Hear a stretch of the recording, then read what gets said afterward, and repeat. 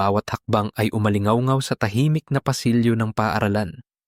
Pero isang malamig na pakiramdam ang dumaloy sa aking likod nang mapansin ko ang isang anino na sumusunod. Makakatakas ba ako? Kumusta sa lahat? Ngayong gabi ay magkakasama tayo sa isang malabong espasyo, kung saan ang dilaw na ilaw mula sa aking study desk ay tumatama sa mga nanginginig na salita sa aking lumang diary. Isipin na naglalakad ka sa mga pasilyo ng paaralan, kung saan ang mga bulungan ay nahahalo sa tunog ng sapatos sa sahig na bato at isang pakiramdam ng kaba ang dahan-dahang sumisiksik sa iyong puso. Ang mga kwentong sasabihin ko ngayong gabi ay hindi lamang mga alaala, kundi mga sandali na nagpapakilabot sa akin kapag naaalala. Kung nagustuhan mo ang mga kwentong ito, pindutin ang like, mag-iwan ng komento tungkol sa iyong damdamin, o mag-subscribe sa channel para hindi makaligtaan ang iba pang nakakakilabot na kwento. Tara na! Simulan natin ang kwento ngayong gabi. Naalala ko pa rin ang unang araw na pumasok si Jack sa klase. Ang sikat ng araw sa umaga ay tumatama sa kanyang magulong buhok na kulay ginto. Ako ay isang batang babae sa ika-6 na baitang, sinusubukang maging bahagi ng Columbia Grammar Prep sa New York, kung saan ako nag-aaral mula pa noong kindergarten. Normal ang lahat noon ng mga tawa sa pasilyo, ang amoy ng chalkboard na nakakakilig, at ang excitement ng bagong school year. Si Jack, ang bagong estudyante, ay parang isang potensyal na kaibigan. Mayroon siyang matamis na ngiti, malambing na boses, at laging marunong magpatawa. Naisip ko, baka maging bahagi siya ng grupo ng mga kaibigan ko. Pero unti-unting nagbago ang lahat. Sinimulan ni Jack na umupo sa tabi ko sa lahat ng klase, mula math hanggang literature, na para bang plano niyang sakupin ang espasyo ko. Noong una, naisip ko lang na masyado siyang friendly, o baka hinintay niya lang na maging kaibigan. Palagi siyang sumusulpot sa lunch table ko, sumisingit sa mga kwento ko sa mga kaibigan, tumatawa ng mas malakas kaysa kailangan. Hindi ko masyadong inintindi, hanggang sa hingin niya ang numero ko. Ibinigay ko ito. Iniisip na para lang ito sa mga homework or school events. Normal ang mga unang text ni Jack, nagtatanong tungkol sa mga pagsusulit, nagko-comment sa mga balita sa mundo, o nagkukwento ng mga nakakatawang bagay tungkol sa mga guro. Pero isang gabi, habang ang ilaw ng desk lamp ko ay tumatama sa aking notebook, tumunog ang aking telepono sa isang mensahe mula kay Jack. Gusto mo bang lumabas kasama ko?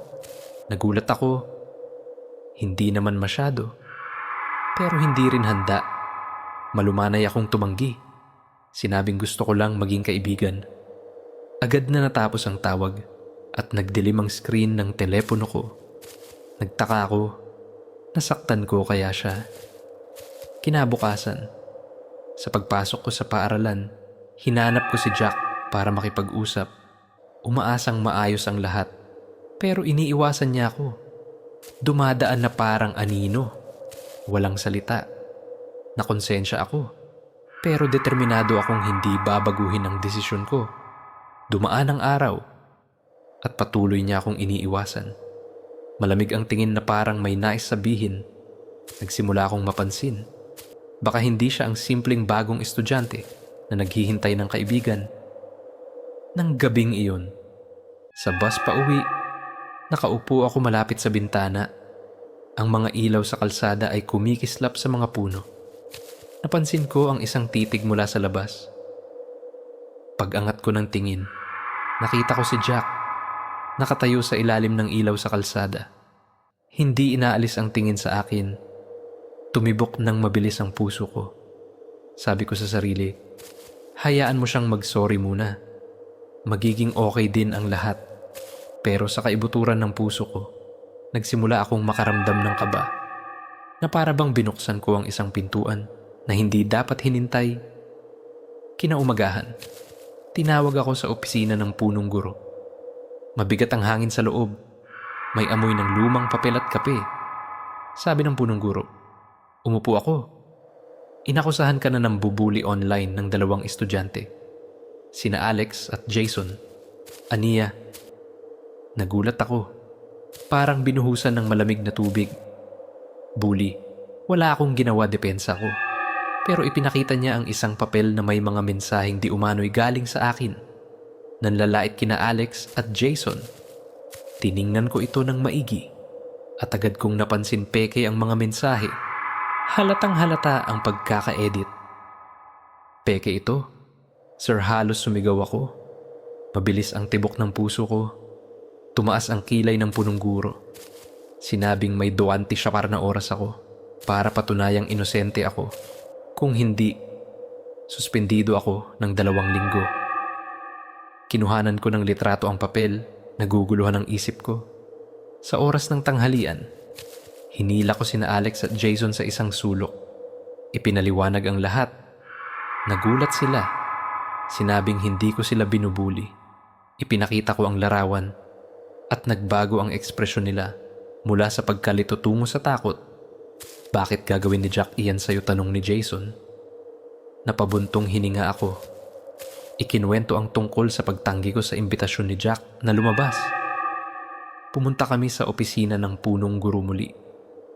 Ipinakita ni na Alex at Jason ang tunay na history ng mensahe.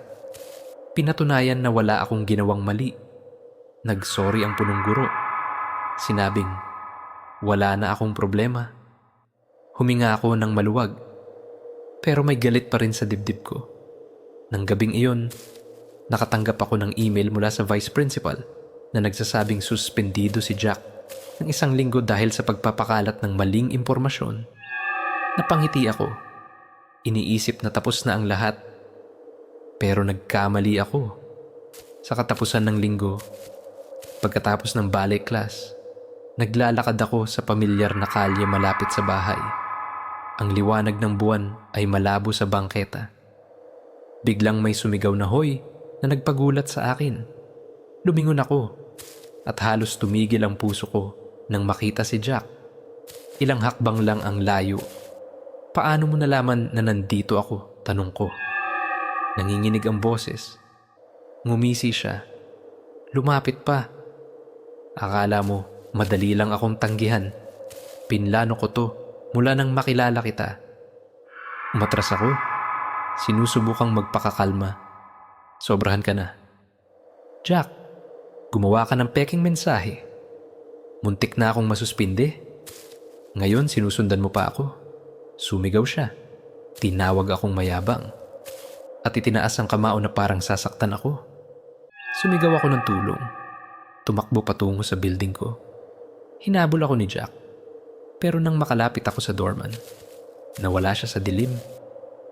Pumasok ako sa bahay. Ikinuwento ang lahat sa mga magulang ko. Agad na nag-email ang nanay ko sa punong guro. Nang gabing iyon, hindi ako makatulog. Iniisip na baka nandyan pa si Jack sa labas. Noong Lunes, tinawag ulit ako sa opisina ng punong guro. Ngayon, magandang balita, pinalayas na si Jack sa paaralan.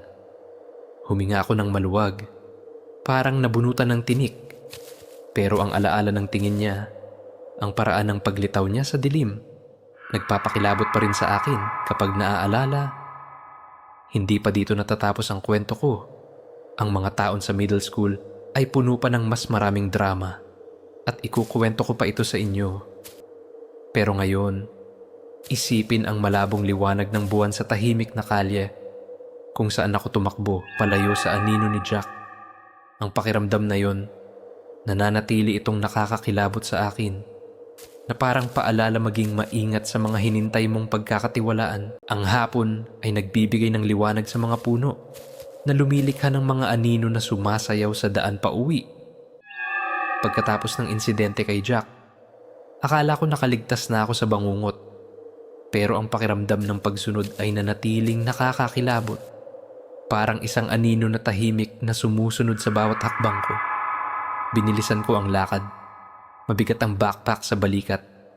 Sinusubukang mag-focus sa huni ng mga ibon kaysa sa malakas na tibok ng puso ko. Sabi ko sa sarili, napalayas na si Jack. Tapos na ang lahat. Pero ang buhay sa middle school, tulad ng alam natin, laging may paraan para sorpresahin ka. Pagkatapos ng ilang linggo, napansin ko ang mga kakaibang tingin sa pasilyo. Hindi si Jack, kundi isang grupo ng mga upperclassmen. Madalas nagkukumpulan malapit sa aking locker. Nagbubulungan sila kapag dumadaan ako. At isumpa ko man, narinig ko ang pangalan ko sa kanilang mga putol-putol na usapan. Sinubukan kong huwag pansinin. Iniisip na baka imahinasyon ko lang. Pero isang hapon, habang nasa school library ako, naghahanap ng libro para sa homework sa literature, naramdaman ko ang isang presensya sa likuran ko. Isang mahinang hininga ang dumampi sa batok ko, at nang lumingon ako, wala akong nakita. Mga walang laman na estante at ang tunog ng orasan sa dingding lamang ang naroon. Nagsimula akong maging maingat sa maliliit na detalye, isang piraso ng papel na isinuksok sa locker ko na may sulat kamay na nagsasabing, "Mag-ingat ka." Walang lagda, walang pangalan. Pinunit ko ang papel, itinapon sa basurahan, pero lumalakas ang kaba ako. Ikinuwento ko ito kay Mia, ang matalik kong kaibigan. Sa oras ng tanghalian, kinunutan niya ng noo. Hinawi ang kanyang buhok na kulay kayumanggi. Sa tingin mo, kaibigan ba ni Jack? Iyan baka naghihiganti sila dahil napalayas siya. Ang mga salita ni Mia ay nagpakilabot sa akin. Ang ideya na baka ikinuwento ni Jack sa mga kaibigan niya, o mas masahol pa, hinikayat sila, ay hindi ako pinatulog ng maayos. Isang araw, nagpa siya akong magpaiwan pagkatapos ng klase para mag-ensayo para sa darating na ballet performance. Walang tao sa practice room. Tanging ang tunog ng classical music mula sa lumang speaker ang naririnig. Habang itinatali ko ang aking ballet shoes, biglang kumurap ang mga ilaw sa silid. Pagkatapos ay namatay. Natigilan ako. Mabilis ang tibok ng puso ko sa dilim. May tao ba diyan, sigaw ko? Nanginginig ang boses. Walang sumagot, pero narinig ko ang mga hakbang. Mabagal, sa sahig na kahoy. Kinuha ko ang backpack ko. Tumakbo palabas ng pasilyo, kung saan ang liwanag mula sa street lamp ay dumadaloy sa mga bintana. Nang lumingon ako, nakita ko ang isang matangkad na anino sa sulok ng practice room. Pero nang kumurap ako, nawala ito. Ikinuwento ko ito sa mga magulang ko ng gabing iyon. Sa mainit na kusina na may amoy ng bagong lutong tinapay mula sa oven.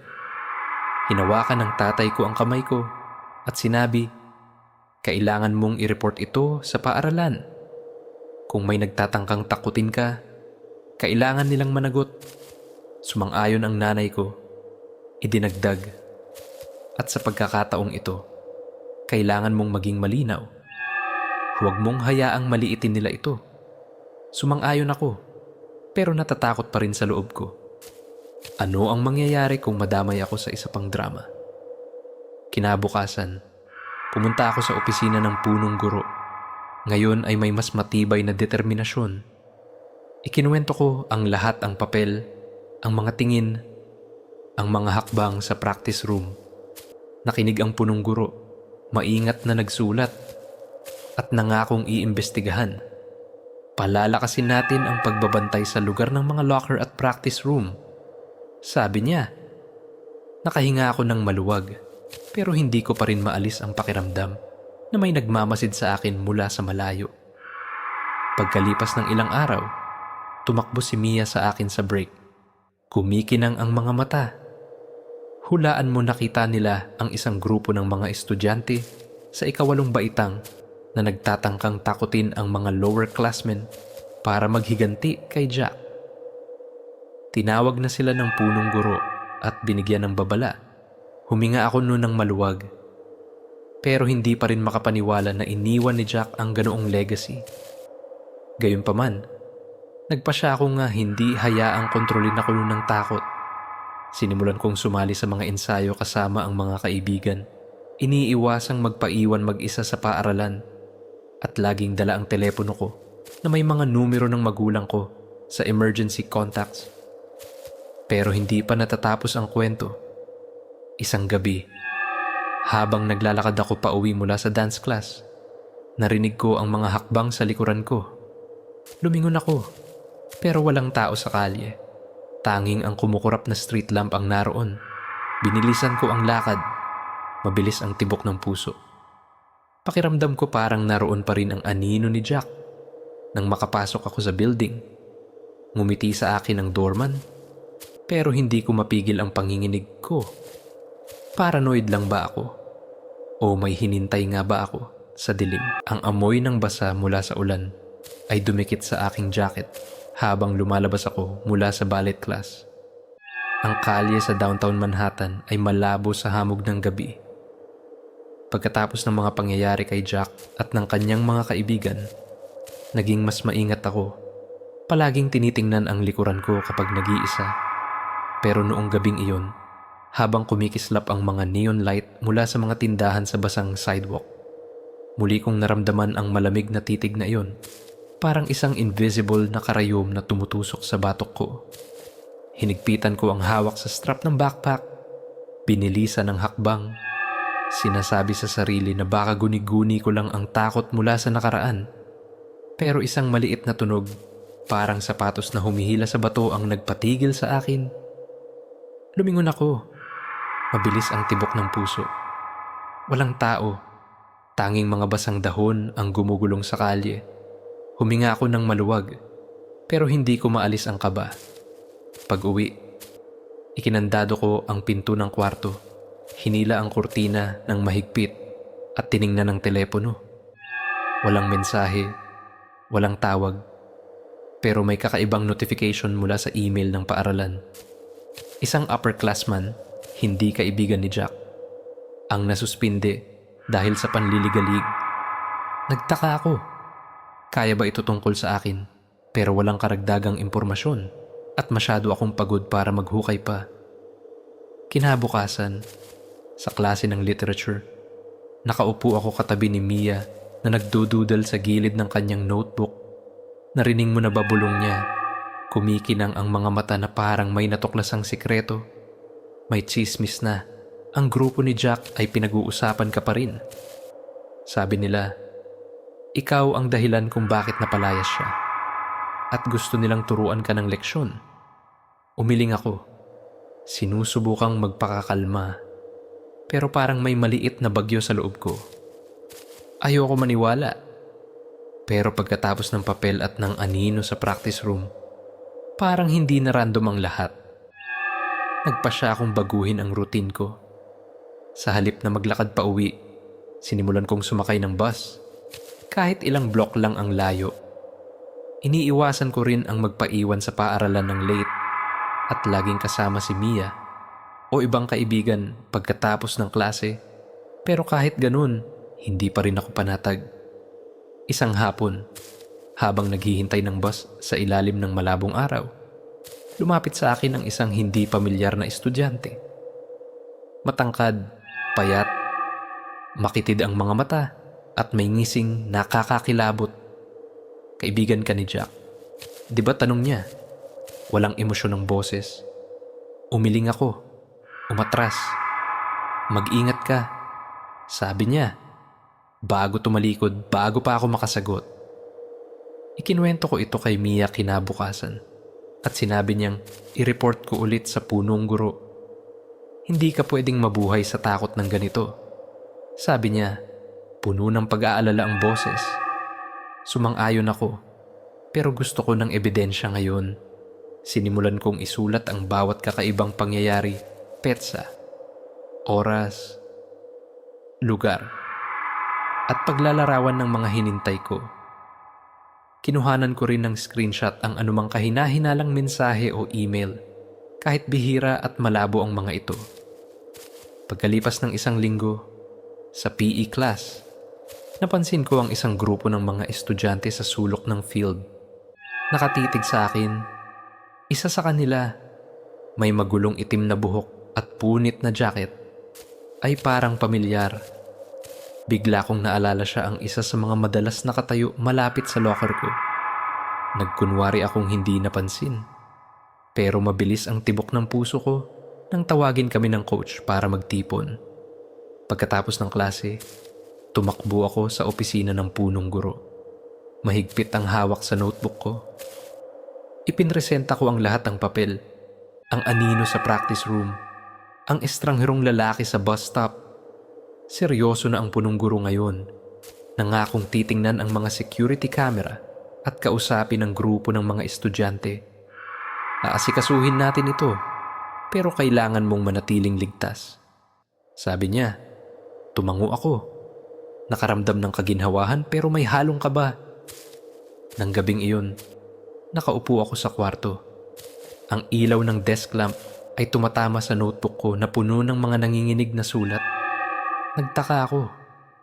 Masyado ko ba itong ginagawa? Pero biglang may mahinang katok sa bintana na nagpagulat sa akin. Hinila ko ang kurtina. Mabilis ang tibok ng puso. Pero tanging anino ng puno ang sumasayaw sa hangin. Isinara ko ng mahigpit ang bintana. Tiningnan ang lock ng pinto. At sinabi sa sarili na kailangan kong maging mas matapang. Pero habang nakahiga sa kama, nakatitig sa madilim na kisame, hindi ko mapigilang isipin ang tingin ng estrangherong lalaki at kung nag-iisa lang ba talaga siya o bahagi pa rin ng anino na iniwan ni Jack. Ang liwanag mula sa screen ng telepono ko ay tumatama sa mukha ko na lumilikha ng kakaibang anino sa dingding ng kwarto ko. Pagkatapos ng mga linggo ng pagkabahala, pakiramdam ko ay natrap ako sa isang laro ng pusa at daga. Pero hindi ko alam kung sino ang mga ngaso. Humangin ang gabi sa kabila ng bintana. Dala ang amoy ng basang dahon at tunog ng mga kuliglig na parang bumubulong ng mga sikretong hindi pa ako handang marinig. Tiningnan ko ulit ang lock ng pinto sa pangatlong beses. Sinusubukang pakikalmahan ang sarili na magiging okay ang lahat. Pero ang alaala ng titig ng estrangherong estudyante sa bus stop ay nagpapabilis pa rin ng tibok ng puso ko. Kinabukasan, parang mas tahimik ang paaralan. Puno ng tawa at tunog ng sapatos ang pasilyo. Pero nanatili akong malapit sa dingding. Sinusuri ang bawat mukha para sa anumang kakaiba. Sa klase ng math, lumapit si Mia sa akin. Bumulong. May narinig ka na ba? Sabi nila. Tinawag ulit ang grupo na iyon sa opisina. Umiling ako. Ayaw magsalita. Pero sa loob ko ay nakahingan ng maluwag dahil kumikilos na ang punong guro. Gayunpaman, hindi nagtagal ang pakiramdam ng kaligtasan. Sa oras ng tanghalian, nakaupo ako kasama si Mia at ilang kaibigan. Sinusubukang makisali sa mga kwento tungkol sa homework at pelikula. Pero biglang lumapit ang isang batang babae mula sa lower grade. Nakapusod ang buhok at nahihiyang lumapit sa mesa namin. Ikaw yung hinintay ni Jack. Diba tanong niya? Mahina ang boses. Tumango ako. Medyo nagulat. Nagpatuloy siya. Narinig ko ang mga upperclassmen na nag-uusap na gagawin nila ang isang bagay sa'yo para maghiganti. Natigil ang puso ko. Nagpasalamat ako sa kanya. Sinusubukang magpakakalma. Pero nagulo ang isip ko. Totoo ba ito? O chismis lang? Nagpa siya akong huwag maghintay pa. Pagkatapos ng klase, dumiretso ako sa opisina ng punong guro. Dala ang notebook ko. Nakinig siya. Mas seryoso ang muka kaysa noong una. Nakilala na namin ang ilang estudyante na sangkot, sabi niya. At tinitingnan na namin ang mga security camera. Pero kailangan mong maging mas maingat. Lalo na kapag mag-isa. Tumango ako. Nagpapasalamat pero pakiramdam ko ay walang magagawa. Ayoko mabuhay bilang biktima. Pero paano ko maiiwasan ang pakiramdam na ito? Nang gabing iyon, nagpaiwan ako sa bahay ni Mia para sa group project. Mainit ang sala nila. May amoy ng scented candles at tunog ng piano music mula sa speaker. Pero habang tumatawa kami, tumunog ang telepono ko sa isang mensahe mula sa hindi kilalang numero. Akala mo ligtas ka. Maghintay ka lang. Walang lagda. Walang clue. Ipinakita ko kay Mia at agad niyang sinabi na screenshot ko ito. Kailangan mong i-report ito. Sabi niya. Matigas ang boses. Sumang-ayon ako. Pero sa loob ko, nagtataka kung kailan ito matatapos. Kinabukasan, ibinigay ko ang mensahe sa punong guro. Nangako siyang susubaybayan ang numero. Kahit hindi sigurado kung kaya nilang gawin ito sa isang prepaid number. Paglabas ko ng opisina, napansin ko na parang mas tahimik ang pasilyo kaysa karaniwan. Na parang lahat ay nakatingin sa akin. Nagsimula akong magtaka. Nagiging sentro ba ako ng isang kwento na ayokong maging bahagi? Sa katapusan ng linggo, sumali ako sa isang ballet performance sa community center malapit sa bahay. Maliwanag ang ilaw ng entablado at umalingaw-ngaw ang palakpakan nang matapos ko ang sayaw ko. Pero paglabas ko mula sa backstage, isang anino sa madilim na sulok ng auditorium ang pumukaw sa atensyon ko. Nakahood siya. Nakatago ang mukha sa dilim. Pero isumpa ko man, kilala ko ang lakad niya. Parang isa sa mga estudyante malapit sa locker ko. Hinigpitan ko ang hawak kay Mia. Hinila siya palayo sa karamihan.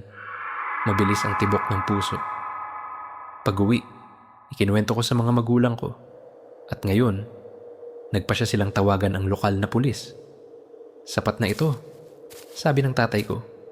Galit ang boses. Kung hindi ka kayang protektahan ng paaralan, kami ang gagawa.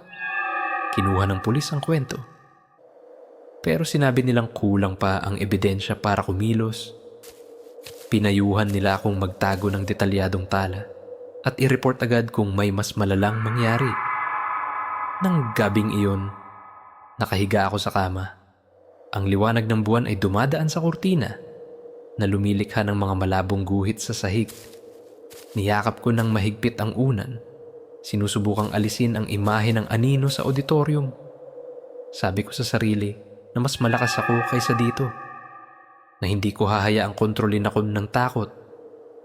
Pero nang ipinikit ko ang mga mata, naririnig ko pa rin ang mga hakbang na umalingaw-ngaw sa isip ko. Na parang ang anino ay naghihintay pa rin sa akin sa labas. Ang tunog ng ulan ay tumatama sa bintana ng kwarto ko. Parang isang malungkot na melodiya na humalo sa kaba ng puso ko.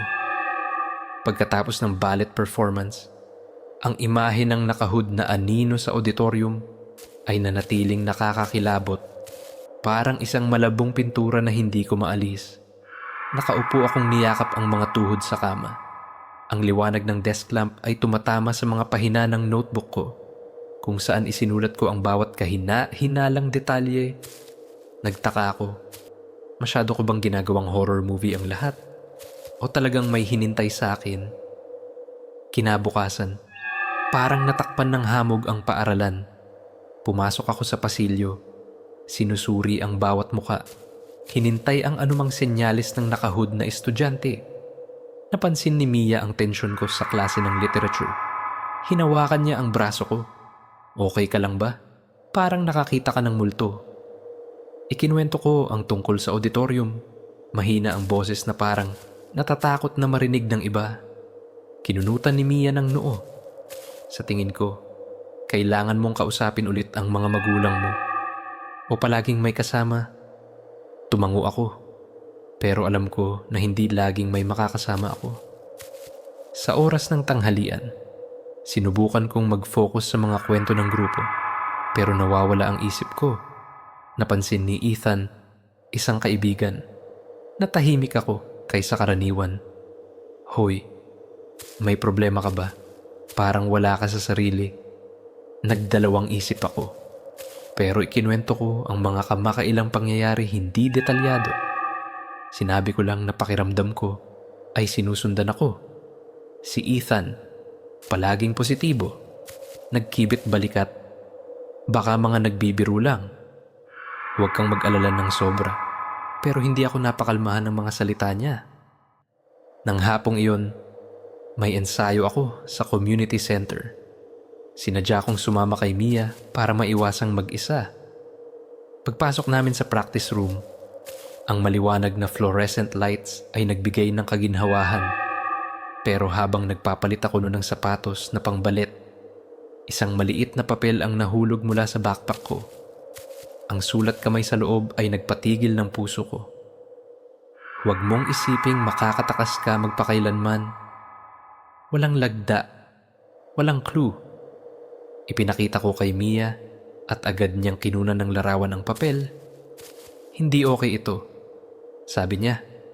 Nanginginig ang boses. Nagpa siya kung huwag manahimik. Pagkatapos ng ensayo, tinawagan ko ang tatay ko.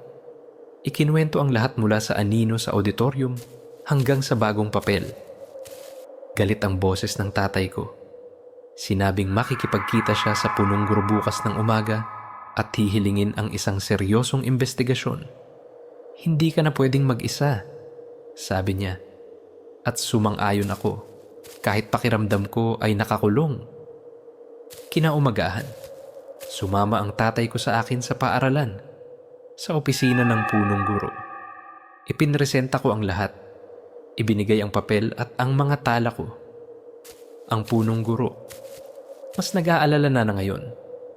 Nangakong titingnan ulit ang mga security camera at kakausapin ang mga kaugnay na estudyante. Malalaman natin kung sino ang nasa likod nito, sabi niya. Pero kulang ang kumpiyansa sa boses niya na hinintay ko. Dumaan ang araw na parang naglalakad sa lubid. Iniiwasan ko ang mga madilim na sulok ng paaralan. Palaging kasama si Mia o Ethan. Pero nang buksan ko ang locker ko pagkatapos ng klase, isang bagay ang nagpagulat sa akin, isang larawan ko mula sa ballet performance. Kinunan mula sa sulok ng auditorium. Isinuksok ito sa kabila ng locker. Nanginginig ako. Ibinigay ko ang larawan kay Mia. Kailangan mong i-report ito sa pulis ngayon, sabi niya. Takot ang mga mata. Nang gabing iyon, tinawagan ng mga magulang ko ang pulis sa bahay. Isang batang pulis na may malumanay na boses. Isinulat ang bawat detalye at kinuha ang larawan bilang ebidensya. Magpapatrolya kami sa paligid ng bahay at paaralan mo, sabi niya. Pero ipagpatuloy mong itala ang lahat at i-report agad kung may kakaibang mangyari. Tumango ako. Pero nanatili ang pakiramdam ng kawalan ng magagawa. Nang dumating ang gabi, nakaupo ako sa kwarto. Patuloy ang ulan sa labas ng bintana. Mas hinigpitan ko ang kurtina, tiningnan ulit ang bintana, at niyakap ang lumang teddy bear mula pagkabata. Ang tunog ng ulan ay parang bulong. Nagpapaalala sa akin na kahit anong pagsisikap ko, naroon pa rin ang anino. Nagtaka ako. Makakatakas ba ako dito? O mananatili itong bahagi ng mga taon ko sa middle school? Ang malabong liwanag mula sa street lamp ay nagkalat sa kalye na nagpapakintab sa mga basang puddles na parang mga sirang salamin. Lumabas ako mula sa community center pagkatapos ng dance practice. Mahigpit ang hawak sa telepono. Ang mga mata ay sinusuri ang mga madilim na sulok. Pagkatapos ng insidente sa larawan sa locker, hindi na ako nangahas na maglakad mag-isa. Si Mia ay naging anino ko. Palaging kasama para siguraduhing ligtas ako. Pero nang gabing iyon, kailangan niyang umuwi ng maaga dahil sa family matters. At naiwan akong nakatayo sa ilalim ng bubong. Hinintay ang tatay ko. Ang tunog ng mga kuliglig ay humalo sa tibok ng puso ko. Parang isang walang salitang musika ng kaba. Nang lumitaw ang mga headlight ng sasakyan ng tatay ko, huminga ako ng maluwag, pero nanatili ang pakiramdam ng pagsunod. Sa loob ng kotse, ikinuwento ko sa tatay ko ang tungkol sa larawan at mga banta. Hinigpitan niya ang hawak sa manibela. Mababa pero determinado ang boses. Bukas, hihingin ko sa paaralan na maglagay ng karagdagang kamera at mag-hire ng guard. Kung hindi nila gagawin, ililipat kita. Tumango ako. Nakaramdam ng kaginhawahan pero walang magagawa. Gusto kong maniwala na magiging okay ang lahat. Pero bawat madilim na sulok sa paaralan ay parang may nakatagong panganib. Kinabukasan, pumasok ako sa paaralan na parang dumadaan sa isang labirintong puno ng bitag. Puno ng ingay at tawa ang pasilyo. Pero hindi ko kayang makisali. Sa science class, napansin ko ang isang bagong estudyante. Isang payat na lalaki na may magulong buhok. Nakaupo sa sulok ng klase. Walang sinabi, pero nakatitig sa akin. Matalim ang mga mata na parang kutsilyo. Sinubukan kong huwag pansinin, nag-focus sa lecture. Pero ang pakiramdam ng pagmamasid ay nagpapanginig sa kamay ko habang nagsusulat. Sa oras ng tanghalian, ikinuwento ko kay Mia ang tungkol sa bagong estudyante. Sa tingin mo, konektado kaya siya, tanong niya. Kinakagat ang labi. Nagkibit balikat ako, hindi sigurado. Pero sa loob ko ay gumagawa na ng masamang senaryo. Pagkatapos ng klase, nakita ko siyang nakatayo malapit sa locker ko. Nakasuksok ang mga kamay sa bulsa. Hindi inaalis ang tingin. Hinigpitan ko ang hawak kay Mia. Hinila siya palayo sa pasilyo. Hindi ko gusto ang tingin niya. Bulong ko. Tumango si Mia. I-report mo sa punong guro. Huwag mong hayaang lumala pa ito. Sinunod ko ang payo ni Mia. Sa opisina ng punong guro, inilarawan ko ang bagong estudyante, ang titig niya, at ang kaba na dinala niya. Isinulat ito ng punong guro. Nangakong titingnan ang background niya at susubaybayan ang kilos niya. Ginagawa natin ang lahat ng kaya natin, sabi niya. Pero napansin ko ang pagod sa boses niya. Baka kahit siya ay hindi alam kung paano tapusin ang mga pangyayaring ito. Nang gabing iyon, nasa bahay ako. Nakaupo sa kwarto habang ang ilaw ng desk lamp ay tumatama sa notebook ko. Isinulat ko ang bawat detalye tungkol sa bagong estudyante. Sinusubukang hanapin ang koneksyon. Tumunog ang telepono ko sa isang mensahe mula sa hindi kilalang numero. Akala mo maliligtas ka ng pag-report. Natigil ang puso ko. Kinunan ko ng screenshot. Ipinadala agad sa mga magulang ko at sa punong guro. Tumayo ang tatay ko mula sa sala. Sapat na ito. Bukas, makikipagkita ulit ako sa pulis. Kinabukasan, hindi ako pumasok sa paaralan. Nagpasya ang mga magulang ko na panatilihin ako sa bahay hanggang sa magkaroon ng konkretong aksyon ang paaralan. Dumating ang pulis, tiningnan ang mensahe, at nangakong susubaybayan ang numero. Kahit binigyan nila ako ng babala na mahirap hanapin ang mga prepaid number. Nakaupo ako sa kwarto. Naririnig ang ulan sa labas ng bintana. Pakiramdam ko ay nakakulong sa sariling bahay. Nang hapong iyon, tumawag ang punong guro. Sinabing tinawag ang bagong estudyante sa opisina at umamin na kilala niya ang isa sa mga kaibigan ni Jack. Hindi niya inamin ang pagpapadala ng mensahe. Pero nasuspinde siya ng paaralan para sa karagdagang investigasyon. Huminga ako ng maluwag, pero panandalian ang kasiyahan. Nang dumating ang gabi, nakahiga ako sa kama. Ang liwanag ng buwan ay dumadaan sa kurtina. Lumilikha ng mga malabong guhit. Nagtaka ako. Sapat na ba ang suspension para tapusin ang lahat? O ang anino ni Jack ay kumakalat pa rin? Hinila ang iba sa kwentong hindi ko kayang takasan. Ang tunog ng orasan sa dingding ay patuloy na tumitiktak sa sala ng bahay namin. Humalo sa mahinang ulan sa labas, na parang nagpapaalala na umuusad ang oras. Kahit pakiramdam ko, ay natrap ako sa isang paulit-ulit na takot. Nakaupo ako sa sofa. Bukas ang notebook ko sa harap. Ang mga sulat kamay ay nagsasalaysay ng kwento tungkol kay Jack, sa kanyang mga kaibigan, at ngayon sa bagong estudyante. Ang liwanag mula sa kandila sa hapagkainan ay gumagalaw.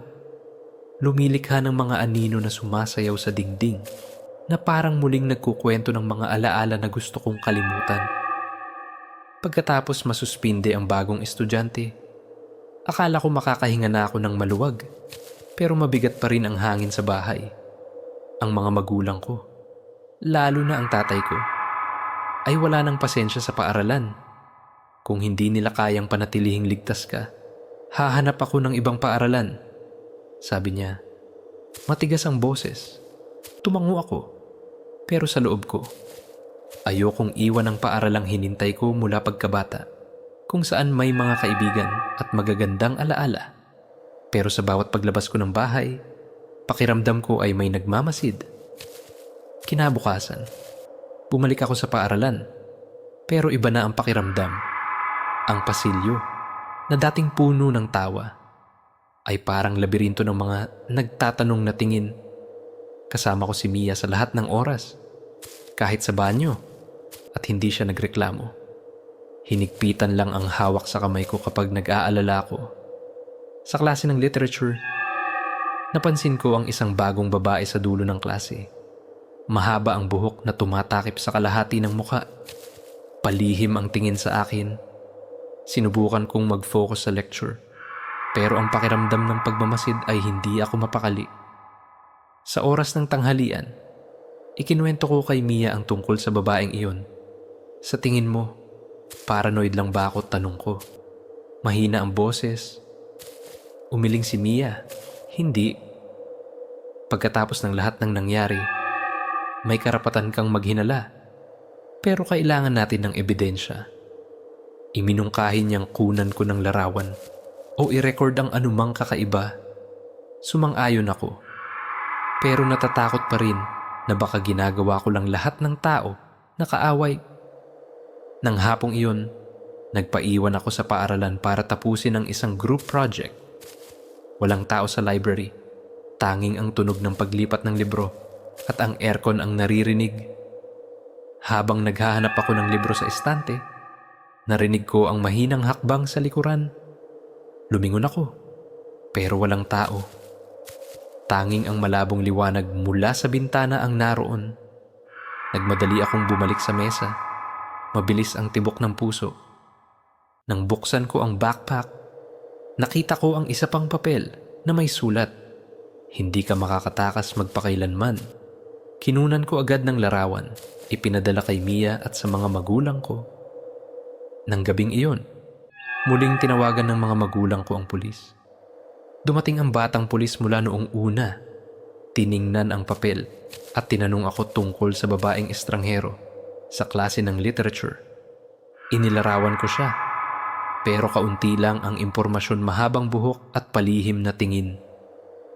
Tumango ang pulis, nagsulat, at nangakong makikipagtulungan sa paaralan para mag-imbestiga. Iwasang mag-isa. Paalala niya na parang hindi ko iyon narinig ng ilang beses. Kinabukasan, inianunsyo ng paaralan na naglagay sila ng karagdagang security camera sa pasilyo at library. Tinawag ako ng punong guro sa opisina.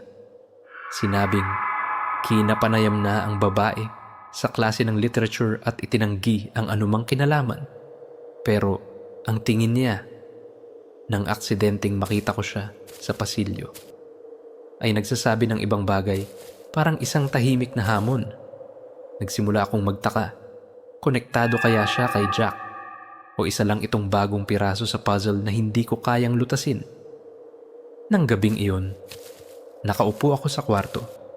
Ang ilaw ng desk lamp ay tumatama sa notebook ko na puno na ng mga sulat. Isinulat ko ang tungkol sa babaeng estranghero sa papel at sa pakiramdam na napapaligiran ako. Tumunog ang telepono ko sa isang notification mula sa email ng paaralan na nag-aanunsyo ng meeting ng mga magulang para pag-usapan ang seguridad. Huminga ako ng maluwag, umaasang magdadala ito ng pagbabago. Pero nang humiga ako sa kama, tinitigan ang mga guhit ng liwanag mula sa street lamp sa kurtina. Hindi ko mapigilang isipin ang tingin ng babaeng iyon at kung siya ba ang bagong panganib o bahagi lang ng anino na iniwan ni Jack. Ang sikat ng araw sa umaga ay dumaan sa kurtina. Nagkalat ng mga manipis na guhit ng liwanag sa sahig na kahoy ng kwarto ko, pero hindi sapat para maalis ang lamig sa puso ko. Pagkatapos ng mga linggo ng takot, pakiramdam ko ay hindi na ako ang dating ako. Isang batang walang pakialam na ngayon ay nakakulong sa mga invisible na tingin. Ang notebook sa mesa ay makapal na, puno ng mga nanginginig na sulat tungkol kay Jack, sa kanyang mga kaibigan, sa bagong estudyante, at ngayon sa babaeng mahaba ang buhok. Hinaplos ko ang cover ng notebook. Nagtataka kung darating ang araw na maisasara ko ito magpakailanman. Nang araw na yon, pumunta ako sa paaralan kasama ang tatay ko na dumalo sa meeting ng mga magulang tungkol sa seguridad kagabi. Ikinuwento niya na nangako ang paaralan na dagdagan ang mga gwardiya at mas madalas na suriin ang mga pasilyo. Pero puno pa rin ng pag-aalala ang tingin niya. Kung may kakaiba, tawagan mo agad ako. Paalala niya.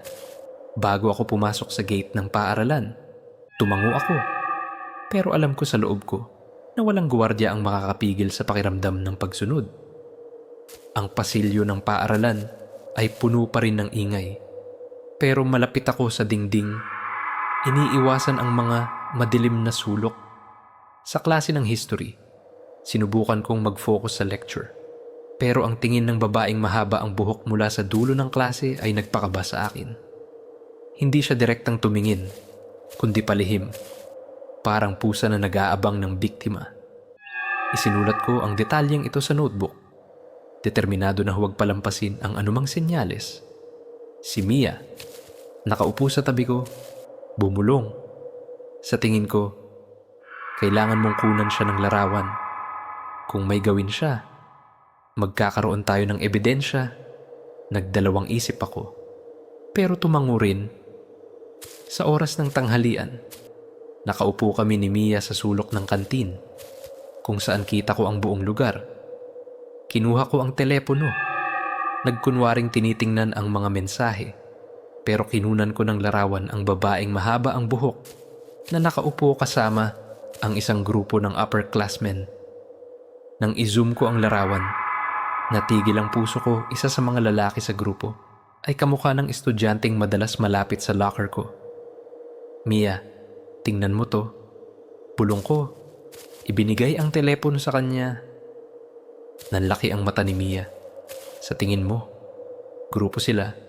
Baka konektado sila kay Jack. Nang hapong iyon, dinala ko ang larawan sa opisina ng punong guro. Ipinaliwanag ko ang tungkol sa babaeng mahaba ang buhok, ang grupo ng estudyante, at ang pakiramdam ng pananakot. Tiningnan ng punong guro ang larawan. Seryoso ang muka. Kakausapin natin sila ngayon din, sabi niya. At ngayon, nararamdaman ko ang determinasyon sa boses niya. Lumabas ako ng opisina. Umaasang ito ang magbabago ng lahat. Pero hindi pa rin maalis ang kaba. Nang gabing iyon, nasa bahay ako. Maliwanag ang ilaw ng kusina habang ikinuwento ko sa mga magulang ko ang mga nangyari. Niyakap ako ng nanay ko. Sinabing tama ang ginawa ko na hindi manahimik. Pero nang tiningnan ko ang telepono, isang mensahe mula sa hindi kilalang numero ang nagpalamig sa akin. Masyado kang naghuhukay. Itigil mo. O lalala pa. Kinunan ko ng screenshot. Ipinadala agad sa mga magulang ko at sa punong guro. Agad na tinawagan ng tatay ko ang pulis. Galit ang boses. Dumating ang pulis. Tiningnan ang mensahe. At tinanong ako tungkol sa grupo ng estudyante sa larawan. Inilarawan ko ang bawat isa, kahit hindi ko alam ang mga pangalan. Nangako silang makikipagtulungan sa paaralan para malaman ang pagkakakilanlan at dagdagan ng patrol sa paligid. Napakatapang mo, sabi ng pulis. Pero hindi ako napakalmahan ng papuri. Kinabukasan, inianunsyo ng paaralan na 2 estudyante mula sa grupo ng babaeng mahaba ang buhok ang nasuspinde dahil sa pananakot. Tinawag ako ng punong guro sa opisina. Sinabing nakita nila ang ebidensya mula sa security camera na nagpapakita na ang grupong ito ay madalas malapit sa locker ko. Ang babaeng mahaba ang buhok ay hindi nasuspinde pero binigyan ng matinding babala. Huminga ako ng maluwag. Pero hindi pa rin naniniwala na tapos na ang lahat. Nang gabing iyon, nakaupo ako sa kwarto. Ang malabong liwanag ng buwan ay dumaan sa kurtina, tumama sa notebook ko. Isinulat ko ang tungkol sa araw na ito, sa pakiramdam ng kaginhawahan at kaba. Nagtaka ako, titigil na kaya ang mga ito o hinintay lang ang tamang oras para bumalik. Nang humiga ako sa kama, narinig ko ang hangin na humihip sa kabila ng bintana. Parang bulong na naroon pa rin ang anino ni Jack at naglalakad pa rin ako sa manipis na lubid. Ang amoy ng kape sa umaga ay bumalot sa kusina ng bahay namin. Humalo sa tunog ng paglipat ng dyaryo habang binabasa ito ng tatay ko. Nakaupo ako sa tapat. Hawak ang isang tasa ng mainit na kakao. Sinusubukang makahanap ng kaginhawahan sa init nito. Pagkatapos ng mga linggong puno ng tensyon, pakiramdam ko ay nasa isang horror movie kung saan ang bawat madilim na sulok ay may nakatagong sorpresa na nakakatakot. Ang notebook sa mesa ay puno na. Ang mga sulat ay parang mapa na gumagabay sa akin sa labirinto ng mga tingin, mensahe at anino ni Jack. Nagtaka ako. Ito na kaya ang araw na magbabago ang lahat? Bumalik ako sa paaralan. Parang isang pagod na mandirigma, handang harapin ang invisible na kaaway. Dinagdagan ng punong guro ang mga gwardiya at napansin ko ang isang bagong security personnel malapit sa gate. Matalim ang tingin sa bawat estudyante. Sa klase ng math, sinubukan kong mag-focus. Pero ang isip ko ay napupunta sa babaeng mahaba ang buhok at sa mga nasuspinding estudyante. Titigil na kaya sila? O naghihintay lang ng pagkakataon? Napansin ni Mia ang tensyon ko. Okay ka lang ba? Para kang laging tinitingnan ang orasan. Bulong niya. Ngumiti ako ng mahina. Gusto ko lang matapos na ang araw na to. Sa oras ng tanghalian, nakaupo kami ni Mia sa pamilyar na sulok ng kantin. Tiningnan ko ang telepono. Umaasang walang kakaibang mensahe. Pero nang magliwanag ang screen, isang email mula sa paaralan ang nagpabilis ng tibok ng puso ko. Anunsyo tungkol sa seguridad. Nakilala natin ang isa pang estudyante na sangkot sa mga kamakailang pananakot. Nasuspinde na ang estudyanteng ito at nakikipagtulungan kami sa mga awtoridad. Ipinakita ko ang telepono kay Mia at huminga siya ng maluwag. Baka seryoso na sila ngayon, sabi niya. Pero may pag-aalinlangan pa rin sa mata niya. Nang hapong yun, may ensayo ako ng balet. Ngayon, sumama si Ethan na nagboluntaryong ihatid ako sa community center para siguraduhing ligtas ako. Habang naglalakad kami sa pamilyar na kalye, lumulubog ang araw at ang mga anino ng puno ay humaba sa sidewalk. Mas panatag ako kasama si Ethan, pero hindi ko mapigilang lumingon sa likuran. Pagdating sa practice room, tiningnan ko ang backpack ko. Natatakot na makakita ulit ng papel na may banta. Sa kabutihang palad, wala. Huminga ako ng maluwag. Nag-focus sa mga sayaw. Hinayaang pakikalmahan ako ng classical music. Pero pagkatapos ng ensayo, may kakaibang nangyari. Habang itinatali ko ang sapatos ko, kumurap ang mga ilaw sa silid. Katulad nung una sa practice room ng paaralan. Mabilis ang tibok ng puso ko. Pero sinabi ko sa sarili na baka problema lang sa kuryente. Tinawag ako ni Ethan mula sa pinto. Hoy, tara na. Gabi na. Tumakbo ako palabas. Hindi lumilingon, pero nanatili ang malamig na pakiramdam. Sa daan pa uwi, sinubukan ni Ethan na patawanin ako sa mga kalokohang kwento. Pero hindi ko maalis ang imahe ng kumukurap na ilaw sa isip ko. Nang gabing iyon, ikinuwento ko sa mga magulang ko ang email ng paaralan at ang insidente sa ilaw. Kinunutan ng noo ang nanay ko. Baka coincidence lang, pero hindi natin pwedeng baliwalain. Sumang-ayon ang tatay ko. Tatawagan ko ang community center. Hihilingin kong suriin ang electrical system at camera. Nagpasalamat ako, pero nag-aalala pa rin sa loob. Sinadya kaya ito ng isang tao para takutin ako? O hinintay ko lang ang takot na kontrolin ako? Kinabukasan, inianunsyo ng paaralan na nakilala nila ang isang maliit na grupo ng estudyante na sangkot sa mga pananakot at lahat sila ay nasuspindi. Tinawag ako ng punong guro sa opisina, humingi ng paumanhin sa mga naranasan ko at nangakong pagbubutihin pa ang seguridad. Tumango ako, unti-unting nakaramdam ng kaginhawahan, pero hindi pa rin lubos na nagtitiwala. Nang dumating ang gabi, nakaupo ako sa kwarto. Ang ilaw ng desk lamp ay tumatama sa notebook ko. Isinulat ko ang tungkol sa araw na ito, sa pag-asang tuluyang mawawala ang anino ni Jack. Pero nang tiningnan ko ang bintana, nakita ko ang malabong liwanag ng buwan sa mga sanga ng puno. At isang bahagi ko ay natatakot pa rin na may hinintay sa labas. Ang tunog ng hangin sa kabila ng bintana ay parang bulong, nagpapaalala na kahit anong gawin ng paaralan, kailangan ko pa rin panatilihing bukas ang mga mata ko. Ang liwanag ng bukang liwayway ay dumaan sa kurtina, nagbigay ng malambot na dilaw na liwanag sa kwarto ko, kung saan ang notebook ay nakabukas pa rin sa mesa, parang isang kasamang hindi umaalis. Sa mga nakaraang linggo, nabuhay ako sa isang umiikot na takot, pag-aalinlangan at mga invisible na anino. Pero ngayon, habang naririnig ang huni ng mga ibon sa labas ng bintana, naramdaman ko ang isang maliit na pag-asa na parang sinasabi ng araw na malapit nang matapos ang lahat. Kinuha ko ang panulat, nagsulat ng ilang linya sa notebook. Nangangakong ito ang huling kabanata ng kwentong ito. Bumalik ako sa paaralan. Mas magaan ang hangin. Maingay pa rin ang pasilyo. Pero nawala ang mga nagtatanong na tingin. Napalitan ng mga ngiti mula sa mga kaibigan.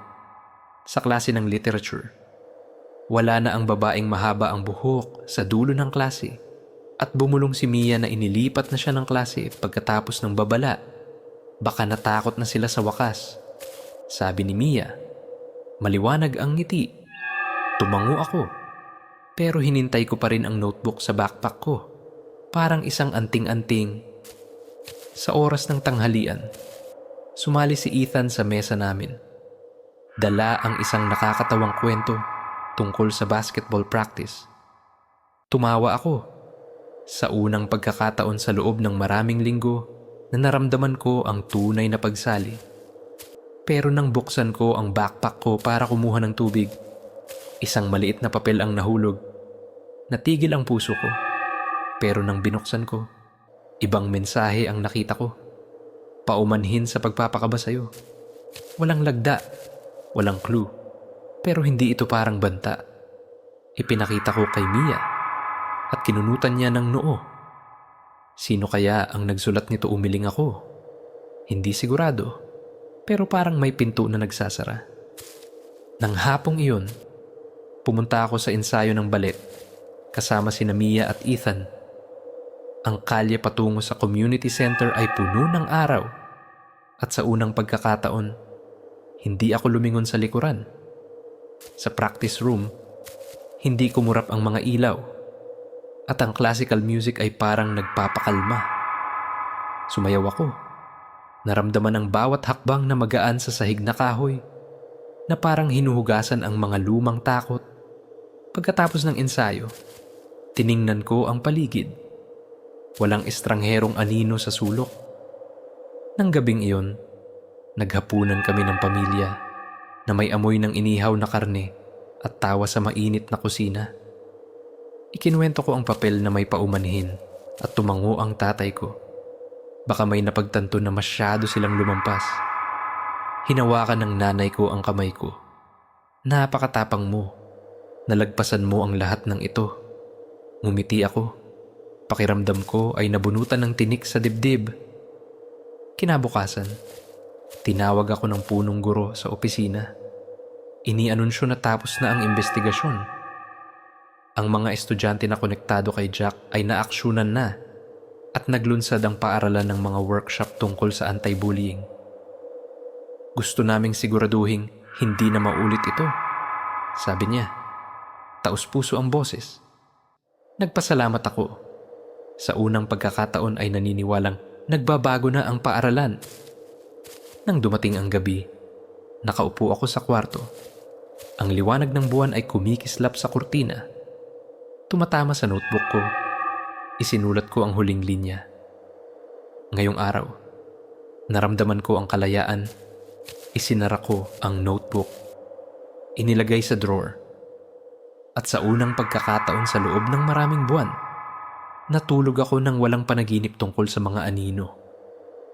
Pero sa kaibuturan ng puso ko, alam ko na mag-iingat pa rin ako dahil ang mga aral mula kay Jack at sa kanyang anino ay mananatiling bahagi ko habang ang liwanag ng buwan ay unti-unting nawawala sa bintana. Nakahiga ako sa kama. Ang paghinga ko ay bumagal. Humalo sa mahinang hangin sa kabila ng pinto. Sa mga nakaraang linggo, nabuhay ako sa isang labirinto ng takot kung saan ang bawat tingin, bawat hakbang ay maaaring panganib.